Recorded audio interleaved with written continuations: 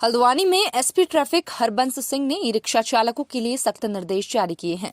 कोतवाली हल्द्वानी में आयोजित इस गोष्ठी में ई रिक्शा चालकों को यातायात नियमों का पालन सुनिश्चित करने और सत्यापन प्रक्रिया जल्द से जल्द पूरी करने की सख्त हिदायत दी गई है।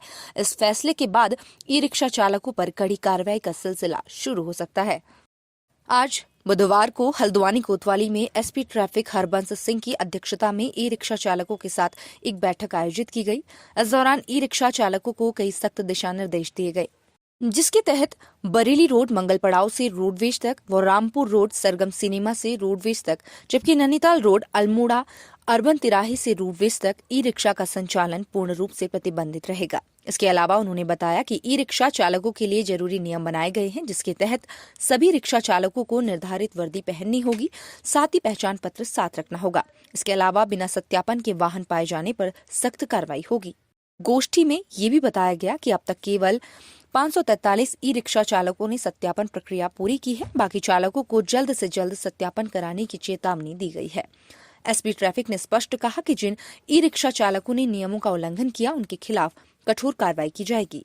उन्होंने ई रिक्शा यूनियन और चालकों से यातायात व्यवस्था में सहयोग की अपील की। एसपी ट्रैफिक हरबंस सिंह ने ई रिक्शा चालकों से अनुरोध किया है कि वे नियमों का पालन करें, सत्यापन प्रक्रिया जरूरी है और निर्धारित मार्गों पर ई रिक्शा संचालन न करें।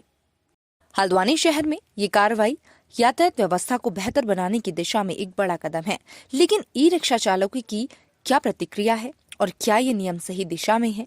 आपकी राय हमें कमेंट सेक्शन में जरूर बताएं। और उत्तराखंड से जुड़ी हर ताज़ा खबर के लिए हमारे चैनल को सब्सक्राइब जरूर करें। आज ई रिक्शा संचालकों के साथ पुलिस अधिकारियों की, प्रशासन के अधिकारियों की एक मीटिंग आहूत की गई थी, जिसमें प्रशासन के अधिकारियों के द्वारा, सिटी मजिस्ट्रेट के द्वारा और हमारे ट्रैफिक के अधिकारियों के द्वारा और ई रिक्शा के जो यूनियन के पदाधिकारी हैं और जो ई रिक्शा चला रहे हैं उनके द्वारा प्रतिभाग किया गया।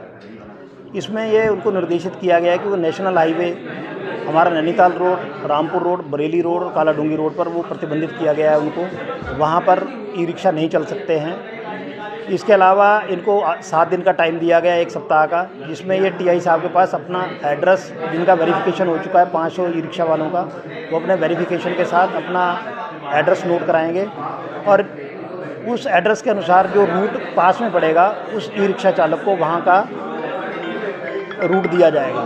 ये 7 दिन में ये लोग हमें पूरी अपनी रिपोर्ट दे देंगे। उसके बाद टीआई साहब हमारे सामने रिपोर्ट प्रस्तुत करेंगे। उस रिपोर्ट के आधार पर फिर हम सारे अधिकारियों के साथ बैठ के मीटिंग करेंगे कि किस पर संख्या ज़्यादा है लोगों के चलने वाली, वहाँ पर ज़्यादा ई रिक्शा दिए जाएंगे। जहाँ पर कम लोग चलने वाले होंगे वहाँ पर कम लोगों को, कम संख्या में ई रिक्शा को अनुमति दी जाएगी।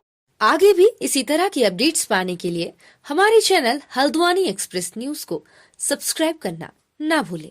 धन्यवाद।